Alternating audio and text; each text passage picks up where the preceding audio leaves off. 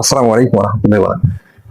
সম্মানিত ভাইরা, আমাদের আল্লাহ পাক সৃষ্টি করেছেন, আমাদের শরীরে দুইটা দিক আছে। একটা হচ্ছে রূহ, আর একটা হচ্ছে আত্মা। এই আত্মাটা মানুষদেরকে দেখাশোনা করে এই দেহটাকে। দেহ সবসময় চায় সুখ শান্তি আরাম আয়েশ, এবং এর জন্য বিভিন্ন ভাবে খাওয়া দাওয়া করা হয়, দেশের পুষ্টি সাধন হয়। কিন্তু এই দেহটা স্থায়ী কাল কত? কোরআন মজিদে আমরা বিভিন্ন জায়গায় পেয়েছি, কখনো একটা সন্ধ্যা, একটা সকাল, কোথাও একটা দিন, অথবা একটা মুহূর্ত।